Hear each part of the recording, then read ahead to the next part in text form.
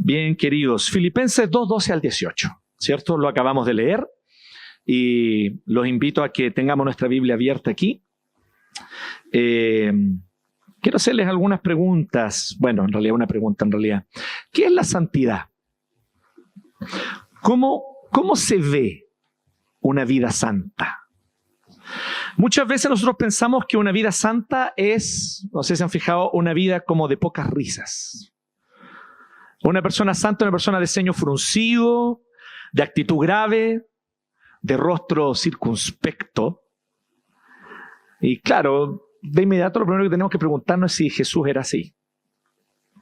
No sé si ustedes vieron El nombre de la rosa, esta película que está basada en un libro de Umberto Eco, donde el gran Sean Connery hace de un monje que se llama William de Baskerville, que es asignado para ir a investigar unos asesinatos o muertes más bien, porque al inicio no sabe que son asesinatos, muertes que están ocurriendo en un monasterio. Ya le hice el spoiler. Pero bueno, ya en la película antigua, de nadie la ha visto. Y está ambientada en la Edad Media, siglo XIV, inicio del siglo XIV. Y es interesante porque él enviado a este monasterio a investigar y estos monjes de este monasterio tenían un voto especial. Y el voto que ellos tenían era el voto de no reírse. No se reían. Ellos tenían un voto de no reírse porque pensaban que reír era de personas carnales.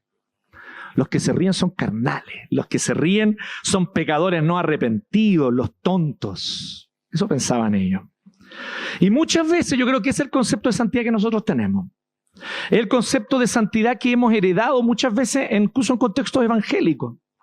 Esa hermana que ayuna en el monte y ora, pero que está siempre enojada con la iglesia. Porque nadie está a la altura de ella. Nadie está a la altura de su santidad resplandeciente. Así que la hermana tiene solo críticas y juicios hacia todos los hermanos, ¿cierto? Del pastor para abajo. O ese hermano de terno y corbata que reprende los chistes porque estamos en la casa del Señor, no es para reírse. ¿Cierto? Porque los chistes son de gente inmadura en la fe o cosas así. Tenemos una asociación muy arraigada en nuestra cultura de que mientras más santa es una persona, más amargada y menos se ríe. O sea, tenemos una asociación santidad igual infelicidad. Estoy convencido, querido, de que esta asociación no solamente es un error, ya que es a todas luces un error a la luz de la Biblia. Pero no es solo un error, quiero ir un poquito más allá. Esta asociación es una estrategia diabólica. Esta asociación es un plan macabro concebido por el mismísimo Satanás. La idea de que una vida santa es una vida sin gozo, sin placeres, y que Dios es un aguafiestas cósmico, y que el pecado es entretenido, es un engaño terrible. Y muchos de los que están aquí creen eso hasta el día de hoy. Siendo cristianos de muchos años, todavía tienen esa asociación. Que una vida santa es una vida fome, amargada y sin gozo. Es un engaño terrible en el que hemos caído. Y muchas veces nosotros decimos, es que yo, usamos la teología del Puma Rodríguez, tengo derecho a ser feliz. ¿Sí? Y no nos damos cuenta, y yo les pregunto a aquellos de ustedes que todavía tienen esa asociación en su mente y en su corazón, de que una vida santa es necesariamente una vida amargada. ¿No te das cuenta que lo único que estás logrando con tu decisión de no arrepentirte de tu pecado es construir ladrillo a ladrillo tu propia cárcel de infelicidad y amargura? Porque ¿sabes lo que va a ocurrir un día? Tú te vas a despertar atrapada en la amargura de la vida sin arrepentimiento que has construido para ti. Y ese día te vas a despertar y vas a decir, parece que invertí mal, Debí haberme preocupado de buscar una vida santa mejor. En vez de buscar placeres superfluos y mundanos, podría haber buscado placeres mucho mejores, sublimes y mucho más perdurables. Porque este es el secreto, chiquillos, de la vida con Dios. Es lo más placentero que existe. No hay placer mayor que conocer a Dios y sabernos conocidos por Él. No hay placer mayor que amarlo y sabernos amados por Él. Y cualquier otro deleite que este mundo nos pueda ofrecer no se va a comparar con eso. Por eso déjenme decirles con claridad. Es mentira que una vida santa es una vida infeliz. La santidad no trunca el gozo. La santidad no destruye tu felicidad. Es todo lo contrario. Buscar una vida santa es el camino a la verdadera felicidad. Es el camino a degustar y descubrir placeres mayores y mejores. En una frase, la santificación es el camino del gozo. Y el texto de hoy, que leímos recién, nos invita a desafiar este prejuicio. No tenemos que vender ninguna pomada aquí. Sabemos que la santidad implica renuncias. Y a veces algunas renuncias son dolorosas en el momento. Dejar el pecado que amo, abandonar el hábito que me es cómodo, o renunciar a una relación que aparentemente me da valor. Pero una vez que uno renuncia a lo pecaminoso para abrazar la santidad, ¿saben lo que uno encuentra después de eso? Un gozo mayor. El gozo de la santificación, un gozo mayor y mejor. Y experimentamos el gozo de vivir el proceso de santificación, participando también nosotros activamente en este proceso. La exhortación base del texto que leímos está en el verso 12, ya a la entrada prácticamente, en el primer versículo está esta declaración paraguas que nos guía para lo que vamos a hablar hoy día. Ocúpense en su salvación con temor y temblor. Ocúpense activamente en su salvación con temor y temblor. Pablo va a usar aquí la palabra salvación, refiriéndose específicamente a la santificación. Lo voy a explicar en un ratito más. Pero ahora déjenme decirles esto, por lo tanto, que es lo que vamos a tratar de responder en el mensaje de hoy. ¿Por qué ocuparnos activamente en nuestra santificación? Vuelvo a repetir la pregunta. ¿Por qué ocuparnos activamente en nuestra santificación? Y esa es la pregunta que nos va a estar guiando en el día de hoy. Voy a tomar un poquito de agüita, así que...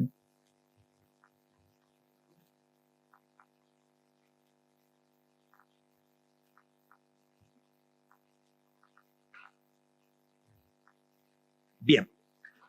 Entonces, la pregunta está ahí atrás, la pueden leer, ¿no? Así que, ¿por qué ocuparnos activamente en nuestra santificación? Por tres razones. Primero, porque esto alegra el corazón de Dios. Esta es la primera razón para ocuparnos activamente en nuestra santificación, porque esto alegra el corazón de Dios. Pablo comienza, no sé si fijaron, llamando a la obediencia. Leamos de nuevo 12 y 13. 12 y 13. Así que, amados míos, tal como siempre han obedecido, no solo en mi presencia, sino ahora mucho más en mi ausencia, tal como siempre han obedecido, sino ahora mucho más en mi ausencia, ocúpense en su salvación con temor y temblor. Porque Dios es quien obra en ustedes, tanto el querer como el hacer, para su buena intención. Esta es la declaración paraguas, como les decía. Y es un llamado a la santidad claramente, porque está diciendo que nos ocupemos de ser obedientes. Y una forma de definir la santidad es obediencia. Obediencia irrestricta e insobornable a Dios es en el fondo santidad, ¿cierto? Pero a muchos, tal vez les pasa a ustedes, les llama poderosamente la atención estos versículos. No sé si a ustedes les pasa. Básicamente por dos razones. La primera, porque parece que Pablo está responsabilizándonos a nosotros de ser salvos. Y a muchos que leen esto dicen, pero eso no contradice la gracia y la salvación por gracia. Dice, ocúpense de su salvación. ¿Cómo es la cosa? ¿La salvación no es un regalo? Entonces a algunos les genera esta primera pregunta. Y la segunda, porque parece presentar dos cosas que en nuestro pensamiento occidental nos parecen contradictorias, que es el esfuerzo humano por un lado y la gracia y poder de Dios actuando por el otro lado. Y nos parece que ambas cosas no pueden estar juntas. No sé de dónde sacamos eso. ¿Ya? Con respecto a lo primero, ¿será que Pablo está diciendo que tenemos que nosotros salvarnos a nosotros mismos? ¿Será que Pablo está diciendo, mira, ustedes colaboran un poquito para ser salvos? ¿Será que eso se está refiriendo Pablo? Quiero decirles primero que todo, no se alarmen con la palabra salvación. ¿Ya? Porque la palabra salvación, sobre todo en el Nuevo Testamento, bueno, no solo en el Nuevo Testamento, en toda la Biblia, desde el Antiguo Testamento, es usada en una tremenda variedad de sentidos. Tiene un abanico de significados la palabra salvación. Y para nosotros, generalmente, ¿qué significa salvación? Ser librados de la condenación eterna para irnos al cielo, ¿cierto? Eso es ser salvo. ¿Qué es ser salvo? Ser librado de la condenación eterna. Nosotros nos quedamos solo con una de las muchas acepciones que ese término tiene en la Biblia. En la Biblia, salvación puede significar incluso cosas tan sencillas como rescatar a alguien en una batalla. Eso es salvar a alguien, ¿sí? Hasta incluso la restauración de las cosas como eran antes de la caída. Por lo tanto, salvación tiene un concepto mucho más amplio. Bíblicamente, la salvación es mucho más que simplemente el acto de ser salvo de la condenación eterna o el acto de creer en Jesucristo para obtener vida eterna. Significa también ser sanados de los efectos de la caída. E incluso muchas veces la palabra salvación es ocupada no solo a nivel personal, sino a nivel comunitario e incluso a nivel cósmico de la creación toda. Porque el plan de salvación de Dios es hacer una nueva creación. En este caso aquí, Pablo está usando la palabra salvación para referirse al proceso de ir creciendo en santidad en los que ya son creyentes. O sea, en aquellos que ya fueron salvos de la condenación eterna, que ya tienen vida eterna porque ya han nacido de nuevo. En el nuevo nacimiento nosotros no colaboramos nada, ni podríamos porque estábamos muertos, ¿me entienden, no? Un muerto no hace nada, no decide, ¿cierto? Si hay un muerto, si estuviésemos aquí en un culto fúnebre y un muerto aquí al medio y le presentamos al muerto, ya, ¿qué quiere usted? ¿Tecito o café? Y el muerto escoge el café y yo salgo corriendo porque no debería escoger nada, está muerto. ¿Cierto? Éramos muertos en delito y pecado, entonces nacimos de nuevo por un acto solo de la acción de Dios. Pero aquí Pablo no está hablando de salvación en el sentido del nuevo nacimiento ni de la regeneración, no está hablando en ese sentido. No está hablando de creer en Jesucristo y ser justificados tampoco, que es cuando nosotros, después de haber nacido de nuevo, por causa del llamado irresistible, le decimos que sí a Jesús y somos convertidos a Él. Y por creer en Él, somos declarados justos delante de Dios. Tampoco se está refiriendo a la justificación. Lo que se está refiriendo aquí Pablo es al proceso que viene una vez que ya somos salvos. Se refiere a el proceso de crecer para ser más semejantes a Cristo. Y eso es la santificación. La santificación es un proceso mediante el cual Dios quiere hacernos más parecidos con Cristo, sanando nuestro corazón de las idolatrías, sanándonos de los hábitos pecaminosos, guiándonos mediante arrepentimiento y fe a amarlo más a Él y amar más a nuestro prójimo. Es una especie de regalo extra que Dios le da a los que ya son salvos. Salvo usted ya es del momento que creyó. Del momento que usted le entregó su vida a Cristo, ya es salvo. Y usted sigue siendo el mismo, la misma miserable pecadora, sigue siendo en ese momento. Con la misma indignidad. Pero del momento que usted creyó, porque Dios obró primero en usted, le dio nueva vida y le dio el don de la fe, pero del momento que usted creyó, usted ahora es justo delante de Dios. O sea, sin pecado, sin mancha, si Dios nos ve, estamos cubiertos de la perfección de Cristo delante del tribunal de Dios. Pero lo interesante es que ahora que ya somos salvos, viene un regalo extra, y es el proceso de santificación, por el cual el poder del pecado en nuestra vida va disminuyendo. Para quienes se interesan en los conceptos más teológicos, creo que ya se dieron cuenta aquí, ¿cierto? En el verso 12, por lo tanto, Pablo no se refiere a salvación ni como regeneración, ni como conversión, ni como justificación. Pablo está hablando del término salvación aquí como santificación. ¿Ok? Eso es para los ñoños que les gusta la teología. Bien, y aquí respondemos lo segundo. ¿Cómo se da este proceso de santificación? Y Pablo dice cómo se da. A diferencia de la regeneración, o sea, del nuevo nacimiento, en la santificación nosotros participamos. Es muy heavy esto. Pero quiero explicar cómo participamos para que usted no se confunda. En la regeneración, en el nuevo nacimiento, ocurre lo siguiente. El único poder que está actuando es el de Dios, sin ninguna participación nuestra, porque usted estaba muerto en delitos y pecados. Y la regeneración es que Dios viene y le da nueva vida. Es un acto externo a usted, donde solo el poder de Dios actúa para resucitar a un muerto. Pero en la santificación, también es Dios quien obra. También es solo su poder el que cuenta. También es solo su gracia de inicio a fin. No es usted, ni sus obras, ni sus méritos. Sigue siendo igual, pero con un detallito distinto. Esa gracia actúa en nosotros y nos hace partícipes. Pero sigue siendo el poder de Dios y la gracia de Dios. Eso está diciendo Pablo en el 2 y el 13. Entonces él dice, ocúpense activamente en su proceso de santificación, porque el hecho de que ustedes se ocupen activamente no viene de ustedes, es Dios quien lo pone en ustedes. Y si ustedes se ocupan activamente en su santificación, es porque el poder de Dios va a estar obrando en ustedes. Qué heavy, ¿no? Entonces no es una ayuda de que yo te ayudaré, ¿me entienden? No es eso. No es tampoco, como una vez yo le escuché a alguien decir, que es como, mira, tú salta todo lo que más puedas, lo más alto que puedas. No importa si saltas solo 2 centímetros, salta lo que más puedas. Que Dios desde ahí te toma y te ayuda a saltar más. Tampoco. Entonces, ¿cómo es? Permítame ilustrárselo. Imagínense un niñito, un niño pequeño, 5 o 6 años tal vez. No sabe tocar piano, no tiene idea. No conoce nada de música, no tiene talento para la música, no tiene oído. Negado para la música. ¿Sí? Como varios aquí, que eso no es ningún defecto, ¿eh? Por si acaso, ¿ya? Una de las cosas más maravillosas de alabar al Señor como cuerpo de Cristo es que todos somos invitados a cantar, no solo los que cantan bien.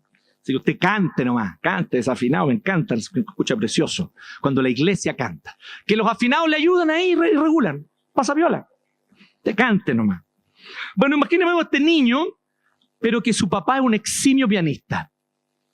Su papá es Claudio Arrau. Una cosa poca, así cualquiera, ¿no? Un pianista cualquiera. Y entonces el papá sienta a su pequeño hijo en su regazo frente al piano y le dice, suelta los dedos. Relaja los brazos, relaja tus músculos. Y entonces el papá toma suavemente las manos y los dedos de su hijo y con una habilidad extraordinaria que él como pianista tiene, lo hace tocar Estrellita, ¿dónde estás? Partamos por ahí. Twinkle, twinkle, little star. Tarara. Partimos ahí, una cosa básica. Dicen que Mozart lo compuso con 5 años, no sabemos si es verdad, es una leyenda eso, ¿sabes? ¿No? Y entonces dice, bueno, aumentemos un poquito la dificultad. Y ahí vamos, aumentando la dificultad. Claro de Luna, Debussy. Tienen que venir mejor informados, hermanos, si vienen a esta sermona. Tchaikovsky. Ya empezamos ya a subir el nivel, ¿ah? Dinosaurios de Charlie. Pero todo ¿por qué? Porque este niño relajó sus músculos y sus dedos y los puso sobre la mano de su papá y su papá iba tocando y él va también moviendo los dedos. Y de alguna manera él también participa y está tocando. Pero es el poder, la habilidad ¿de quién? Del papá. Eso es nuestro proceso de santificación. Esto está diciendo los versos 2 y 13. Trabajen activamente en su santificación significa, ¿saben qué? Pónganle todo el empeño y esfuerzo en descansar en Dios. ¿Qué tal? Brígido, ¿eh? Tuve que leer a varios teólogos para llegar a esta conclusión. Y Bavinck lo decía muy bien. Bavinck, tenía que ser Bavinck. Y Bavinck dice, en el fondo le ponemos todo el empeño para renunciar a nosotros, para renunciar a nuestra sabiduría, para renunciar a nuestras capacidades, para renunciar a nuestras fuerzas y dejarnos estar en el poder de Dios para que Él actúe. Y eso requiere esfuerzo. Porque caramba que somos rígidos nosotros, ¿no? Y no nos gusta que nos digan qué hacer. No estamos dispuestos a relajar los músculos para que nuestro Padre Celestial nos use. Creemos que nosotros hacemos las cosas. hagan todo su esfuerzo para presentarse ante el Padre con un corazón dispuesto a dejar toda rigidez y resistencia. Dios nos dice una vez más, ¿se acuerdan lo que Dios nos dice? Una canción que cantamos, es solamente mío todo el trabajo. Y tu trabajo es descansar en mí. Lo que Dios hará en ti, en mí, en nosotros, es interpretar la maravillosa y dulce melodía de la santidad. Ahora la pregunta crucial es, ¿y para qué Dios hace esto? Pablo dice, ¿para qué? ¿Para qué Dios lo hace? ¿Qué motiva a Dios a hacer esto? Al final del verso 13 lo dice clarito. Para su, voy a utilizar una palabra antigua, para su beneplácito. El castellano tiene palabras preciosas que no deben perderse. Y una de ellas está beneplácito. ¿Usted sabe lo que es el beneplácito? Porque Dios le dio la regalada gana. Eso significa. ¿Y sabe por qué Dios le dio la regalada gana? Porque Él siente placer en hacerlo. ¿Por qué Dios lo hizo? Porque le da placer hacerlo. ¿Qué tal? ¿Está Dios dominado por la dopamina? ¿Tiene TDA? No. Él tiene un placer consciente en el cual Él se deleita, pero solo hace aquello que le da placer. Y es por eso que Él nos quiere santificar, porque Dios se deleita en ver a sus hijos viviendo vidas santas. Dios se deleita en ver la santidad de sus hijos. Esta es su buena voluntad, es su voluntad gozosa, eso significa. Aquí ni siquiera se refiere solamente a buena en el sentido de moralmente buena, no es su buena voluntad en un sentido moral solamente, es buena en un sentido estético. A Dios le da placer, le gusta. A Dios le da placer, le gusta. Dios siente gozo en la santidad de sus hijos, al igual que un alfarero. Siente gozo de usar una jarra que Él moldeó. Él le dio la forma, Él la puso en el horno y después se sirvió un vinito tinto. Y con una fuente que hizo también de arcilla y que la coció, hizo un pastel de choclo. ¿Cachan el placer de ese alfarero? Él hizo desde inicio estos instrumentos para usarlos y los usa para gozarse. Dios se deleita. ¿Les digo algo? Dios no es circunspecto, no tiene el ceño fruncido, ni nos está mirando desde un trono con una barba blanca y un ceño fruncido y un dedo apuntado. Qué mal has hecho las cosas, hijo mío. Qué mal te has portado, hija mía. No. ¿Sabe lo que dice 1 Timoteo 6:15? Búsquelo, márquelo. Si está con su Biblia ahí, subráyelo y póngale destacador. 1 Timoteo 6:15 dice que Dios es bienaventurado. ¿Se lo traduzco para que entiendan? 1 Timoteo 6:15 dice que Dios es feliz. Dios es feliz. ¿No les parece bacán el Dios al que servimos? Si ese Dios es feliz, ¿por qué Él va a querer que nosotros, sus hijos, estemos amargados, tristes, enjuiciando, condenando a los demás? ¿Por qué Dios va a querer eso? Dios es bienaventurado, Dios es feliz, dichoso. Dios quiere compartir esa dicha, esa felicidad con nosotros. Y por eso nos invita a este camino de santificación. Porque Él quiere que experimentemos gozos mejores, el placer mejor, el deleite más perdurable. ¿Me siguen? Dios está diciendo ahí, deja esas cosas, esos placeres menores.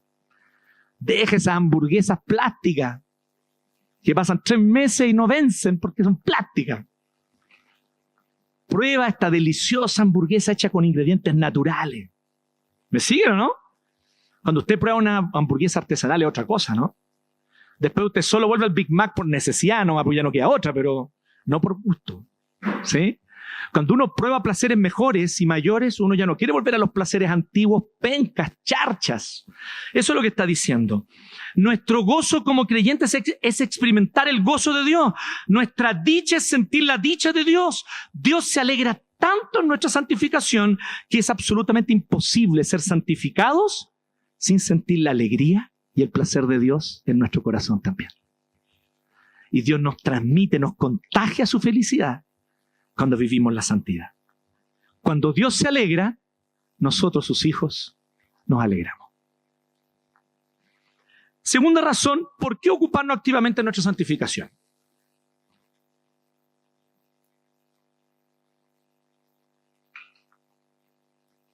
Estoy tomando agua, no estoy mirando el torpeo de otra persona.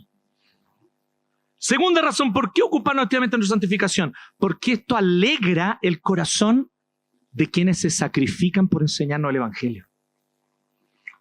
Pablo está diciendo aquí del 14 al 16 eso. Él habla al respecto del gozo que él tiene en ver que los filipenses se santifican y están creciendo en santidad. Y Pablo sigue llamando a la santidad, pero ahora entra en algunas instrucciones un poco más concretas. En la primera parte, solo dio una exhortación más genérica, dijo la obediencia. Pero ahora él da una exhortación más específica, pero que me parece muy llamativa. El apóstol Pablo llama a no murmurar ni discutir. ¿Se fijaron en eso? Él dice, no se dejen llevar por murmuraciones ni discusiones. Lo interesante es que en el griego ambas palabras tienen la misma raíz. Tiene que ver con conflictos verbales. En ambos casos se refiere a peleas verbales. Pero en el primer caso, murmuración es una pelea interna, donde uno está peleando con Dios. En el corazón, en la mente. Es una pelea contra Dios, una constante inconformidad con las cosas que Dios hace en nuestra vida y la manera como Dios las hace.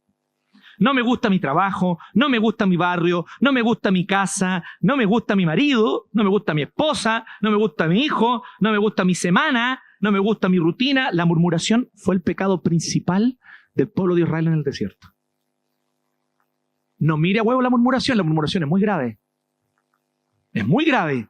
Fue por murmurar que la mayoría de ellos murieron en el desierto y no vieron la tierra prometida. En el segundo caso, discusiones, es peleas verbales pero con otros. No tiene que ver con los debates edificantes, ya que siempre es bueno tener debates edificantes. Sobre todo cuando tiene un fin académico o queremos discernir juntos una verdad y discutimos, contraponemos posiciones. Eso es edificante. Pero Pablo no se está refiriendo a eso, se está refiriendo a otro tipo de discusiones. Pablo se refiere a la actitud de nunca aceptar al hermano y a la hermana como realmente son. Juzgarlos permanentemente. Estar en una actitud donde somos más jueces y evaluadores de desempeño que hermanos. ¿Me entienden o no? Fome esa bola, ¿o no? Mirarnos uno al otro todo el tiempo como si fuésemos jueces. ¿Sí? Ay, aquí no, se anda cayendo el marco. Bajó su punto esta semana. ¿Sí? Entonces, y vamos como una tabla de cotejo mental. ¿Ah? Entre el nunca y el siempre, ¿cierto? Y ahí vamos cotejando cómo los hermanos se están comportando según nuestro criterio. ¿Saben lo interesante? Es que cuando tomamos esa actitud siempre estamos queriendo controlar al otro, ejercer dominio o incluso vencer sobre el otro mediante la discusión. Nuevamente aquí hay una inconformidad, pero esta vez no es contra Dios directamente, sino contra mi prójimo, contra mi hermana, mi hermano. Asumimos una responsabilidad, de hecho, que Dios no nos dio. Es interesante esto, terminamos asumiendo una responsabilidad que Dios no nos dio. Lo tengo que cambiar. ¿Y cuándo Dios te dio esa responsabilidad a vos? Hay que bajarse el ponio, ¿no? Es que yo voy a cambiar a ese hermano. Dios no le dio esa responsabilidad a nadie, ¿ah? Permítanme decirlo, ni a los pastores. Dios no nos dio esa responsabilidad a nadie. Entonces, empezamos a asumir cosas, le tengo que demostrar que yo estoy en lo correcto, le tengo que demostrar que tiene el deber de concordar conmigo. Bueno, en ambos casos, murmurar y discutir subyace la misma maldad, el mismo pecado perverso. ¿Saben cuál es? La ingratitud. En el primer caso, ingratitud directamente contra Dios, hacia Dios. En el segundo caso, ingratitud hacia mi hermano. El que vive en discusiones no acepta con gratitud a su hermano ni a su hermana. No lo ama, no lo valora por quien es en Cristo. Esa persona solo juzga, evalúa. En el fondo quiere que los demás sean una extensión de sí mismos. Tiene que pensar como yo pienso. Tiene que querer lo que yo quiero. Tiene que tener los intereses que yo tengo. O sea, lo que yo quiero es que sea una extensión de mí. No estoy dispuesto a aceptar que el otro es un otro. Y que como un otro es un universo en sí mismo. No estoy dispuesto a aceptar eso. Aquí hay ingratitud. ¿No le despierta curiosidad esto? Porque a mí sí, ¿eh? Porque Pablo está hablando en todo el contexto. ¿Qué es lo que él dice? Él dice, para que ustedes sean luz en medio de una generación perversa. Bacano, ¿no? Está hablando de la misión que Jesús había dicho. Ustedes son la luz del mundo. Para que ustedes sean luz en medio de una generación perversa. Para que resplandezcan como luminarias en el mundo. ¡Wow! Para eso, el apóstol Pablo, sin embargo, para decir que tenemos que resplandecer como luminarias en el mundo, él no dice algo que tal vez yo diría, porque miren, yo habría puesto el foco en otras cosas, pues yo habría puesto el foco en la lujuria tal vez, o en la mentira. Miren, abandonen la lujuria, o abandonen la mentira, o abandonen el robo, no sé, como pecados así como indecentes, ¿me entienden?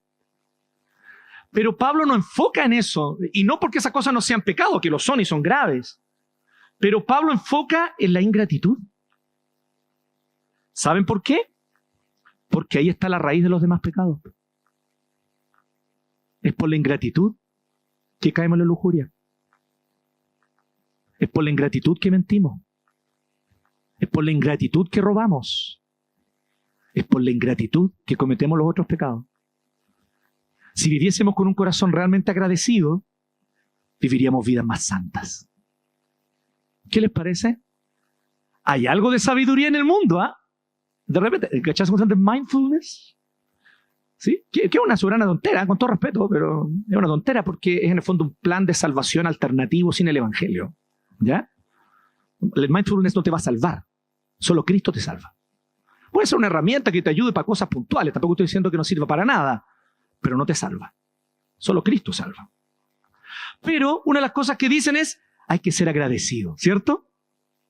Y Chesterton, siempre poniendo el pelo en la sopa, estos apologistas cristianos, Chesterton dice, lo más terrible de ser ateo, creo yo, dice Chesterton, es despertar agradecido y no tener a quién agradecerle. Razón tiene Chesterton. Jaque mate, ateos. No tener a quién agradecerle. Estoy tan agradecido. ¿A quién? En cambio, cuando nosotros despertamos y estamos agradecidos, sabemos a quién estamos agradecidos, a nuestro Dios, a nuestro Padre, a nuestro Señor, que creó todas las cosas, que nos dio la vida que tenemos. Y sí, Él te dio la casa donde vives, el barrio donde vives, el trabajo que tienes, agradécele. En la gratitud está el origen de la santidad. En la gratitud hacia Dios y la gratitud hacia mi hermano también. ¿Se han fijado que somos poco agradecidos, no? Somos poco agradecidos. Y de repente nosotros pensamos, es que si yo le agradezco mucho al hermano, se va a subir arriba el pony. Puede ser, no lo sé, honestamente es un problema de él con Dios. Pero ¿qué me cuesta ser agradecido? ¿Sí o no? Ser agradecido unos con otros. Gracias porque viniste a mi casa, gracias porque tomamos 11, gracias porque oras por mí, gracias porque me saludas con cariño. Ser agradecido. En cambio, ¿qué es lo que estamos siempre pensando? En lo que está el débil, hermano. Ah, no, le faltó esto. Sí, esto estuvo bien, pero le faltó acá. Y ahí estamos enfocando en el vaso medio vacío. Esa es la actitud que Pablo está diciendo que nos conduce a la falta de santidad. Y aquí nuevamente nos preguntamos, ¿con qué fin Pablo exhorta esto? ¿Para qué Pablo exhorta a los creyentes de Filipos a ser luminaria en el mundo? Con el fin de que él, y aquí es súper claro, él lo dice, ¿eh? Él, que es su plantador, no su plantador todos juntos, sino separado, su espacio plantador. Ñoñería gramática, pero hay que aclararlo. Para que él, como plantador de la iglesia de Filipos, como primer evangelista de Filipos, como apóstol, pueda gloriarse en la fidelidad y santificación de sus hermanos filipenses. Pablo es súper honesto, le dice, cabro, santifiquen su vida, porque así yo voy a estar más contento. Denme una alegría si estoy en la cárcel. ¿Me siguen o no? Igual razón tiene Pablo, ¿no? Lo encuentro justo. Pablo se sacó la mugre, lo azotaron, estuvo ahí en la cárcel en Filipos para predicarle el evangelio a estos hermanos. Lo mínimo que ellos pueden darle como un regalo a Pablo es estar viviendo vidas santas. El resultado de la santificación, una vez más, miren, ¿qué es lo que es? De nuevo, gozo. Así como al inicio es gozo en el corazón de Dios, ahora de nuevo, gozo en el corazón de quienes se sacrifican por enseñarnos el evangelio. El resultado de la santificación, una vez más, es gozo, felicidad, dicha, alegría, un rostro iluminado y sonriente. risas alrededor de una mesa, mientras los pastores, los presbíteros, los diáconos, nos acordamos de ustedes y pensamos con alegría, qué bacán cómo están creciendo en la fe.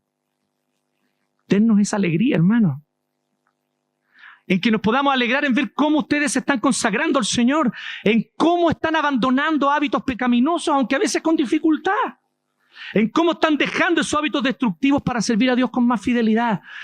Permítanme la patudez, como pastor, a nombre mío, del pastor Alejandro también, a nombre de los presbíteros del consistorio y de los demás líderes. Permítanme esta patudez. Los exhorto a que crezcan en santidad. Crezcan en fidelidad a Dios, crezcan en gratitud y amor puro hacia sus hermanos y hermanas, porque eso nos alegra a nosotros. Eso nos alegra, nos llena de gozo. ¿Y saben qué? Les voy a decir también una verdad. Los presbíteros aquí les pueden dar fe de esto. Lo contrario nos entristece. Cuando vemos que hay porfía, contumacia, que no se quieren arrepentir, que no quieren volver al Señor, a nosotros no nos da alegría ni placer. Nos da tristeza. Cuando vemos que lo que les caracteriza a muchos es la autoindulgencia, la victimización, la dureza en arrepentirse, los pecados ocultos, la doble vida. Todo eso, queridos, nos entristece. Los líderes de esta iglesia trabajan arduamente, queridos, para verlos crecer, para verlos madurar, para verlos renunciar a aquello que los mantiene en la mediocridad espiritual.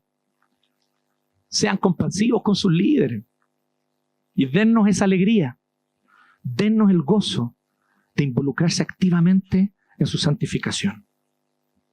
Tercero y último lugar, ¿por qué ocuparnos activamente en nuestra santificación?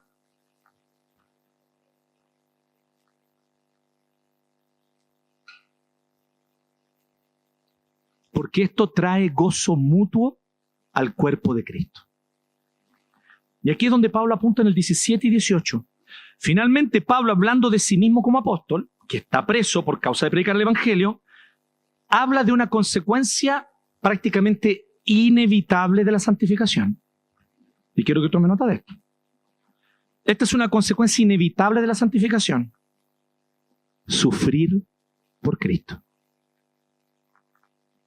Él lo expresa en términos bien metafóricos.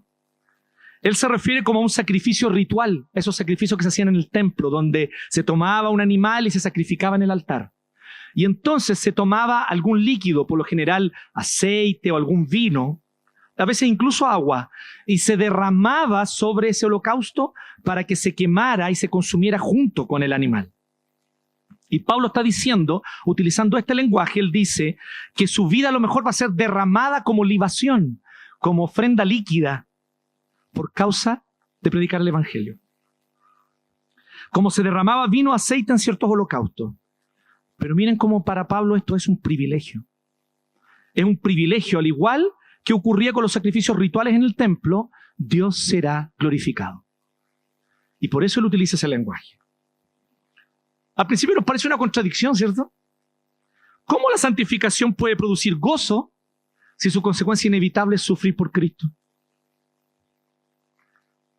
Está mal armado ahí el sermón, pastor, ¿eh? Le falta lógica a su sermón.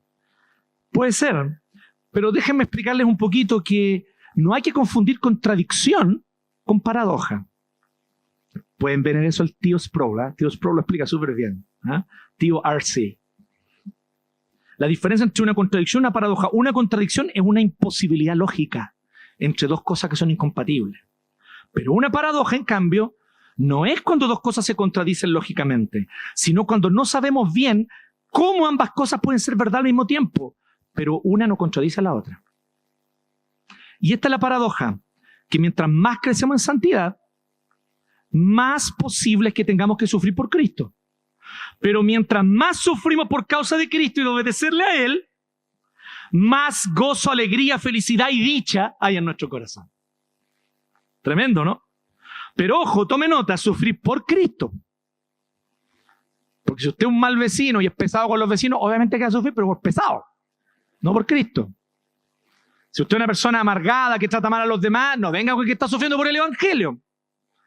Si usted en redes sociales está siempre provocando, publicando esas cosas que hace que los demás se sientan mal, bueno, ¿qué es lo que quiere? ¿Que le den besitos? No. Entonces no estamos hablando de sufrir por Cristo. ¿Sí? Y cuando sufrimos por Cristo hay mayor gozo. Lo contrario también es cierto, chiquillos. Mientras más nos resistimos al proceso de santificación, mientras más nos resistimos a abandonar nuestros hábitos pecaminosos, nuestros pensamientos y relaciones pecaminosas, más nos vamos desgastando interiormente. Más sentimos el sinsentido de la vida y más vamos perdiendo la dicha y el gozo. No ocurre de inmediato, por eso muchos no se dan cuenta. Abrazan el pecadito regalón y se quedan ahí por mucho tiempo, porque al inicio uno no se da cuenta. Se va como resbalando de a poco y de repente es un poco tarde. Estoy viviendo en la amargura, en la infelicidad y en la desdicha, porque no estoy creciendo en santificación. Jesús lo dice clarito en la bienaventuranza. Él parte las bienaventuranzas diciendo, bienaventurados los que lloran. No se refiere a cualquier llanto. Se refiere al llanto del arrepentimiento. A sentir dolor por mi propio pecado. No a llorar por autoconmiseración, no a llorar por victimización, sino a llorar porque a uno le duele haber pecado contra su Señor. ¿Y cómo termina la bienaventuranza? Bienaventurados cuando por mi causa los persigan, los maltraten y hablen toda clase de mal contra ustedes, mintiendo. O sea, bienaventurados, dichosos, felices, cuando por mi causa ustedes sufren. Este es el resultado inevitable de la santificación. Sufrir por Cristo. Sufrimos porque es un sufrimiento. Renunciar, por ejemplo, a la comodidad de los hábitos pecaminosos. Es un sufrimiento cortar relaciones que nos acarician el ego, pero nos alejan de Cristo. Es un sufrimiento abandonar nuestros ídolos, porque los ídolos son crueles, sanguinarios y vengativos. Entonces, cuando tú abandonas tus ídolos, ellos se las arreglan para vengarse y te llevan a la culpa. Pero no hay que dejarse seducir por ellos, hay que perseverar en abandonar nuestras idolatrías. Porque después de eso hay gozo. Y el gozo es mayor. Pablo lo dice, ya no lo digo yo porque no tengo moral, ¿no? Pablo lo dice. Vale la pena, 1 y 1000 veces vale la pena sufrir por Cristo, nos dice Pablo. Él era un gigante de la fe, no como nosotros somos enanos. Él es un gigante de la fe. Y él puede decirnos con toda propiedad, porque él lo sabe, lo experimentó. Vale la pena sufrir por Cristo. Vale la pena renunciar por Cristo. Vale la pena abandonar la porfía, la contumacia por Cristo. Y de nuevo, ¿cuál es el resultado de todo esto? De nuevo, Pablo aquí lo dice explícitamente. Gozo. Gozo. Gozo en el cuerpo de Cristo, gozo mutuo. Ahora nos gozamos unos con otros. Y Pablo usa 2 veces estos 2 verbos. Gozarse uno y gozarse junto a otro. Y lo usa 2 veces. Primero en el 17, yo me gozo y me gozo junto a ustedes. Y después en el 18 le dice, así también ustedes gócense ustedes y también gócense junto conmigo. Es como redundante, ¿no? Brígido, en 2 versículos 4 veces, gócense, gócense, gócense, gócense. El cuerpo de Cristo crece en gozo y alegría cuando nos involucramos activamente en nuestro proceso de santificación. Incluso cuando sufrimos por causa de Cristo. Ahí está la paradoja. Sufrimos por causa de Cristo, pero el gozo que se produce en nuestro corazón es incomparable. Entonces, concluyendo, ¿cómo se ve una vida santa? Ciertamente, no es una vida de ceño fruncido. No es una vida de jueces severos que nos juzgamos unos a otros en todo lo que hacemos o dejamos de hacer. No es una vida de rostros serios y circunspectos. La vida santa es una vida de alegría, gozo, bienaventuranza, dicha. Es reunirnos alrededor de la mesa y compartir el pan del día anterior, poniéndolo en el tostador, obviamente, como buen chileno. compartir un tecito caliente, abrir una botella de vino con los amigos y compartir nuestras cargas. A veces hay lágrimas, sí, porque confesamos nuestros pecados, o compartimos una lucha, o le contamos a nuestro hermano una pena, un fracaso, o un plan que no resultó. Pero nos abrazamos, oramos juntos y seguimos adelante, dejando que el gozo del reino de Dios inunde nuestra vida. Porque aunque sufrimos en este mundo, también tenemos claridad absoluta de una cosa: este mundo pasará. Lo que está aquí va a pasar, chiquillos. Va a pasar. Esas cosas a las que de repente nos aferramos con uñas, van a pasar. Todo se acabará. Este mundo y sus placeres, sus ilusiones, sus espejismos, sus falsas esperanzas, y también sus dolores, sus enfermedades, sus inclinaciones, todo se acabará. Cristo volverá sobre las nubes con poder y gloria. Y habrá un solo reino y un solo rey sobre toda la creación, Jesucristo. De aquí hasta ese momento mantengamos la mira puesta en Él y vivamos el gozo de que la vida eterna ya es nuestra, ahora, ya. Vale la pena participar activamente en nuestra propia santificación. Esforcémonos por entregarnos cada día al Señor para que sea su poder en nosotros y no nuestra propia fuerza, no nuestra propia prudencia, no nuestra propia astucia, sino el poder, la gracia y la fuerza de Dios en nosotros. Él, Jehová, eso dice la Biblia, Jehová edifica la casa. Y por lo tanto, levántate y construye. ¿Por qué Él está edificando la casa? ¿Me siguen o no? Siéntate en su regazo y déjate llevar. ¿Por qué Él está tocando el piano? ¿Me siguen o no? Cante nomás desafinado. Que la Sara y la Claudia cantan más fuerte y Sara escuchar afinadito igual. Eso es lo que el Señor nos dice. Él edifica la casa, así que lo que usted hace no es en vano. Nada de lo que haces en pro de tu santificación es en vano. Él, Jehová, santifica tu vida. Así que levántate unos minutos antes para leer tu Biblia y orar. Hazlo con confianza, justamente porque no depende de ti, ni de tus fuerzas, ni de cuánto tiempo dedicas a eso. Depende de Él. Así que hazlo. Invierte. ¿Sabes por qué? Porque en Cristo ningún esfuerzo es desperdiciado. Ningún esfuerzo es desperdiciado. Ahí llegamos con un par de panes y unos cuantos pescaditos. Y Él los multiplica. ¿Sí o no? Como que Jesús era experto en esas cosas. Sigue siéndolo. Ningún esfuerzo es desperdiciado. Todo, querido, todo Dios lo va a tomar. Lo va a multiplicar y lo va a usar para tu santificación. En un cierto sentido, la obra del Espíritu Santo, con todo respeto digo esto, la obra del Espíritu Santo en nosotros es como esos dibujos del señor lápiz de cachureo. Se me cayó el carnet aquí, brígido, pero nosotros hacemos una raya sin sentido y el Espíritu Santo viene y las transforma en una obra de arte. Qué maravillosa noticia esta, ¿no es cierto? Nuestra salvación es solo por gracia de principio a fin. Y por gracia Dios nos hace participantes activos en nuestra santificación. Así que, queridos, ni una oración se pierde. Ni una lectura bíblica hecha con un corazón contrito y humillado se pierde. Ni una renuncia que tú hagas para obedecerle se pierde. Todo Dios lo usa para santificarnos. Así que no tengas miedo. No te dejes dominar por la incertidumbre. Dios santifica a los suyos y Él ciertamente, porque comenzó la buena obra, la terminará. Entrégate en sus brazos, que Él hará en ti lo que se ha propuesto hacer, para gozo tuyo, para gozo de los que te rodean, para gozo de Él mismo. Dios no te mira con desprecio, ni enojo, ni decepción. Dios ya te mira con gozo, con satisfacción y con alegría, porque te mira cubierto de Cristo, ya estás justificado. Pero además, el gozo del Señor no disminuye porque Él está trabajando en nosotros la santificación. Él empezó en ti la buena obra y Él la completará. Si me permiten utilizar heréticamente, a lo mejor, no creo que heréticamente, a Jake el perro. Hermano, hermana, tú tranquilo, Dios nervioso. Oremos.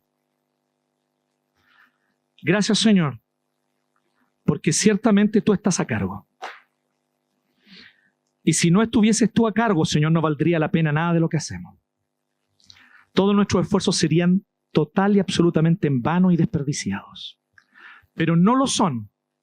Y no lo son justamente porque es verdad que tú estás a cargo. Tú eres quien santifica a tu pueblo. Tú santificas a tus hijos.